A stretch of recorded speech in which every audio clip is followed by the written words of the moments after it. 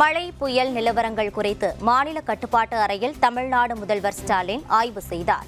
வங்கக்கடலில் உருவான ஆழ்ந்த காற்றழுத்த தாழ்வு மண்டலம் பெஞ்சல் புயலாக வெள்ளிக்கிழமை உருவானது. இந்த நிலையில் பெஞ்சல் புயல் மழை பாதிப்பு தொடர்பாக சென்னை எழிலகத்தில் உள்ள கட்டுப்பாட்டு அறையில் முதலமைச்சர் மு க ஸ்டாலின் நேரில் ஆய்வு செய்து வருகிறார்.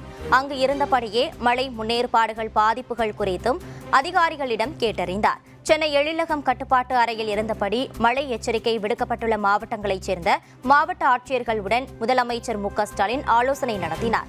இதுகுறித்து பேசிய முதலமைச்சர் மு க ஸ்டாலின், இன்று இரவு பலத்த மழை பெய்யும் என்பதால் போதுமான முன்னேற்பாடுகளை செய்யும்படி அதிகாரிகளை கேட்டுக் கொண்டுள்ளதாகவும், எந்த மாவட்டத்தில் இருந்தும் ஆபத்தான செய்தி வரவில்லை எனவும் நிலைமை கட்டுப்பாட்டிற்குள்ளேயே இருப்பதாகவும் கூறினார். தொடர்ந்து 2-3 நாட்களாக மழை பெய்யும் என்று எச்சரிக்கப்பட்ட நிலையில் தமிழ்நாடு அரசாங்கம் அது குறித்து தொடர்ந்து ஆய்வு நடத்தி முன்னெச்சரிக்கை நடவடிக்கை எடுப்பதற்கான எல்லா முயற்சிகளும் ஈடுபட்டிருக்கிறோம். நேற்று இரவு கடுமையான மழை பெய்திருக்கிறது, தொடர்ந்து பெய்து கொண்டிருக்கிறது. இன்று இரவு கரையை கடக்கும் என்ற செய்தி வந்திருக்கிறது.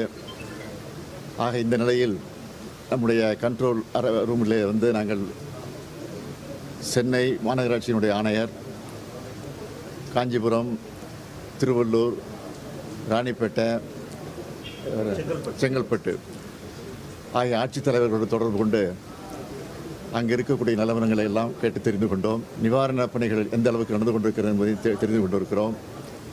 கேம்ப் எல்லாம் ஆங்காங்கே அமைக்கப்பட்டு மக்களும் ஓரளவுக்கு தங்க வைக்கப்பட்டிருக்கிறார்கள். உணவும் வழங்கப்பட்டு கொண்டிருக்கிறது.